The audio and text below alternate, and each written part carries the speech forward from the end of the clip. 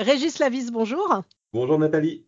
Vous êtes Sustainability Lead chez Microsoft et on est ravi de vous accueillir sur notre Ality le 11 juin prochain. Vous allez participer à un regard croisé autour d'exemples concrets d'engagement d'entreprise pour financer des projets de séquestration de carbone et de restauration de la biodiversité. Évidemment, l'objet de cet entretien, c'est pas tout dévoiler avant la conférence puisqu'il faut donner envie de venir aussi.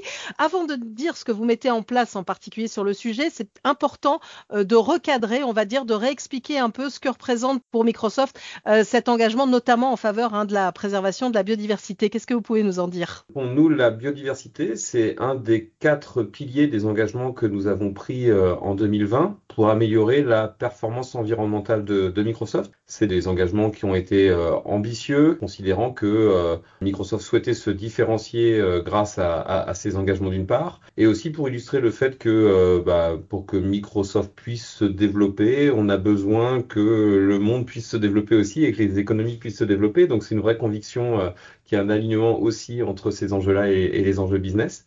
Et donc nos piliers, ils sont sur le carbone, l'eau, les déchets et la biodiversité. Et alors, est-ce que vous avez quelques chiffres à nous donner justement sur cette stratégie de Microsoft? Oui, alors plus spécifiquement sur la biodiversité, en fait, on a retenu un objectif chiffré qui est forcément un peu simpliste parce qu'on sait que la biodiversité, c'est un sujet qui est complexe et que c'est pas évident de trouver un seul KPI. Donc l'approche qu'on a retenue, c'est de pouvoir en fait protéger une superficie supérieure à notre empreinte territoriale. Donc, on a calculé l'empreinte qu'on occupe au travers de l'ensemble de nos campus et de nos data centers.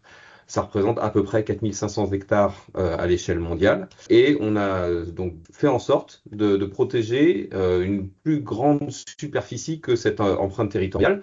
Et notre achievement déjà depuis plus d'un an, c'est qu'on a réussi à protéger quasiment 6500 hectares. Donc, c'est un objectif qu'on a réussi à dépasser, j'ai envie de dire, par rapport à l'engagement qu'on avait pris en 2020 en matière de protection de la biodiversité. A priori, on peut se dire quel est le lien entre Microsoft et la biodiversité, mais finalement, on le voit et on ne cesse de le répéter, la biodiversité concerne, en tout cas les enjeux de préservation de la biodiversité concernent toutes les entreprises. Oui, oui, pour nous, c'est un objectif qui est extrêmement important. Et effectivement, c'est aussi une façon de reconnaître que on a à la fois une empreinte et on a aussi une responsabilité. Notre activité, parce qu'on fournit des services cloud, parce qu'on vend des devices qui peuvent être des ordinateurs, des surfaces ou des consoles de jeux, des Xbox, on a un impact aussi sur la biodiversité. Et c'est important pour nous de pouvoir prendre nos responsabilités et de s'engager pour pouvoir avoir une contribution positive sur cette thématique-là. On parle beaucoup de biodiversité, on va parler aussi de projets de séquestration de carbone. Et parmi vos levées d'action, il y a le Carbon Dioxide Removal. Je vais essayer de le dire à moitié en français et en anglais, le CDR. Peut-être Mm. expliquer ce que c'est et qu'est-ce que vous mettez en place justement chez Microsoft, Régis Lavis? Ouais. Donc effectivement, pour nous, le CDR, c'est un axe stratégique extrêmement important. Donc je vous disais tout à l'heure qu'on avait 4 piliers dans nos Mhm. engagements. Donc là, on a basculé dans le pilier carbone. Notre engagement en matière de carbone, c'est de réduire drastiquement nos émissions directes Scope 1, 2, de réduire d'au moins 50% nos émissions indirectes Scope 3, et de recourir à du carbone dioxide removal pour un volume supérieur à nos émissions résiduelles. Et effectivement, on a vraiment insisté sur cette notion de carbone removal pour se distinguer de l'approche précédente qu'on avait, qui pouvait être sur des émissions évitées. Et on a voulu vraiment, j'ai envie de dire, switcher vers cette approche qui est beaucoup plus exigeante.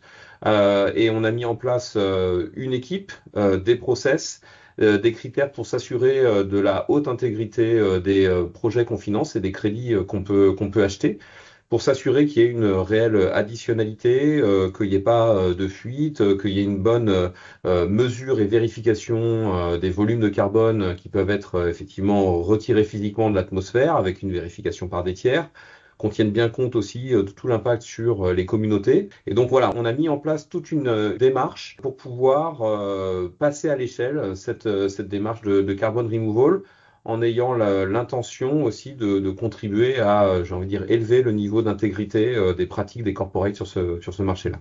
Oui, parce que évidemment, il y a eu beaucoup de questionnements autour des sujets de crédit carbone qui sont en train d'évoluer, qui sont remis justement en valeur, mais avec un vrai sujet d'intégrité dont vous venez de parler, hein.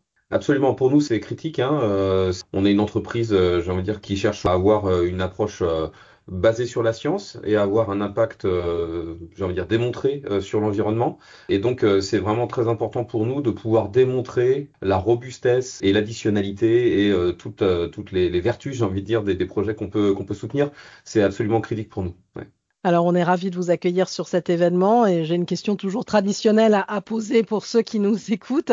En quoi c'est important, selon vous, de participer à un événement comme Neutrality? C'est important tout d'abord pour être au contact de tout cet écosystème d'acteurs qui sont engagés. On sait que c'est des thématiques qui nécessitent la mobilisation de beaucoup d'acteurs. Donc c'est important de faire partie de cet écosystème, d'être dans un même lieu pour pouvoir rencontrer les personnes. Alors humblement partager ce qu'on fait, mais aussi bien sûr apprendre de ce que font l'ensemble des autres acteurs. Je pense que c'est extrêmement important dans notre contexte où on a besoin que toutes ces démarches-là se développe en taille, en impact, et donc il y a vraiment besoin d'accélérer ensemble et ça peut se faire que par un effort commun et je suis ravi de vivre ça et de ressentir cette énergie et cette dynamique grâce à Neutrality. On sera là pour ce moment de partage qui est nécessaire, comme vous l'avez dit, puisque sur ce sujet-là, on ne peut pas faire autrement que de travailler ensemble, de s'écouter les uns et les autres aussi pour avoir toutes les bonnes pratiques. Donc, merci encore à vous, Régis Lavis, Sustainability Lead chez Microsoft, d'avoir répondu à ces quelques questions. Et donc, on vous retrouvera sur Neutrality. Ce sera le 11 juin prochain. Avec grand plaisir. Merci beaucoup Nathalie.